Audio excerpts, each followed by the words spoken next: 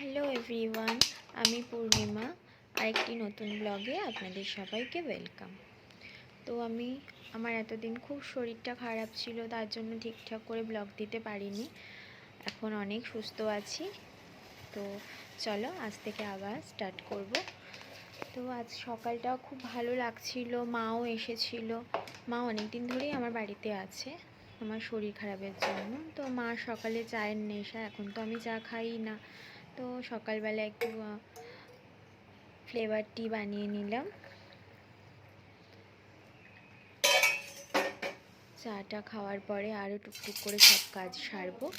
তো আজকে বেশি কিছু রান্না করব না, আজকে মুসুর ডাল আমড়া দিয়ে আর মাছের মাথা দিয়ে চাল কুমড়ো করবো। তো মুসুর ডালটা আগে প্রথমে ধুয়ে আমি পরিষ্কার করে রাখছি, তারপরে প্রেশার কুকারে বসাবো ডালটা সেদ্ধর জন্য। তো দেখো আমি প্রেশার কুকারে ডালটা সেদ্ধর জন্য বসিয়ে দিচ্ছি। তারই মাঝখানে আমি ডালটা বসিয়ে এখন আর কোনো কাজ ছিল না, তো মা বলল চলো টিফিনটা করে নিই।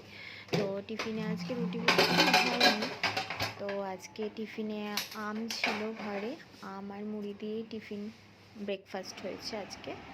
তো আম কেটে মা রেখে দিয়েছিল, তো সেটা দিয়েই আজকে ব্রেকফাস্টটা করে নিয়েছি। তো ব্রেকফাস্ট করার পরে এবার ডালটাও আমার সিটি পড়ে গেছে, সেদ্ধ হয়ে গেছে ভালো করে। তো ঘন হয়ে গেছিলো, তাই কড়াইতে একটুখানি গরম জল দিয়ে তারপরে সেদ্ধ ডালটা আবার দিয়ে দিলাম। এর মধ্যে আমি নুন তো তখনই দিয়ে দিয়েছিলাম যখন প্রেশার কুকারে বসিয়েছিলাম, একটু হলুদ অ্যাড করে দিয়েছি আর আমড়াগুলো দিয়ে দিয়েছি। তো ডালটা ওদিকে হয়ে যাচ্ছে, তার মাঝখানে আমি মাছের মাথাটা ধুয়ে একটু নুন হলুদ মাখিয়ে আমি মাছের মাথাটাকে ভেজে নেব। খুব অল্প মশলায় আজকে চাল কুমড়োটা করবো, বেশি একদমই মশলা নয়। তো দেখো নুন হলুদ মাখানো হয়ে গেছে, এবার কড়াইতে আমি তেল দিয়ে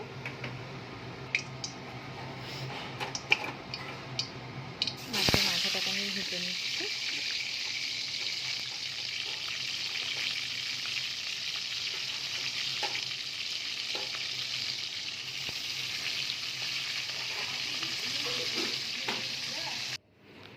মাছের মাথা ভাজা কমপ্লিট।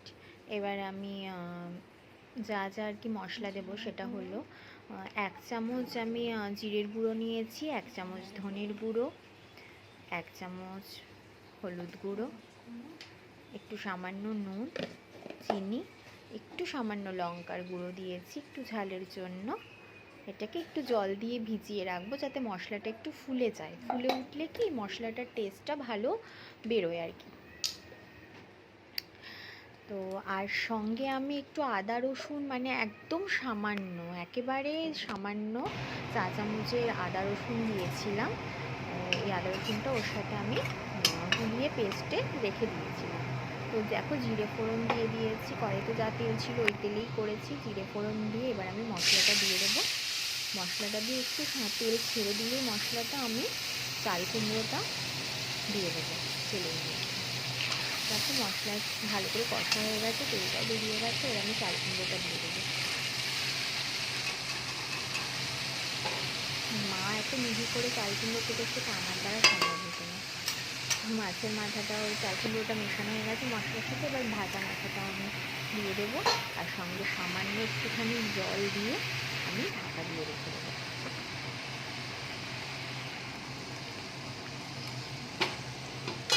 জল অতি সামান্য দিয়েছি, কারণ জল ছাড়ে চাল কুমড়ো লাউ সব থেকে। দেখো চাল কুমড়োটা পুরো সেদ্ধও হয়ে গেছে, মাছের মাথাটাও ভালোভাবে সেদ্ধ হয়ে গেছে। তো নাড়িয়ে চাড়িয়ে আমি এর মধ্যে জলটা টেনে নিলাম, একটু ধনে পাতা দিয়ে আমি চাল কুমড়োটাকে নামিয়ে দেবো। পাশে ভাত বসিয়ে দিয়েছিলাম। দেখো চাল কুমড়ো আমার রেডি, ধনে পাতা দিয়ে দিয়েছি। এবার চাল কুমড়ো আমি বাটিতে সার্ভ করে নেব। রেডি হয়ে গেছে আমার রান্না।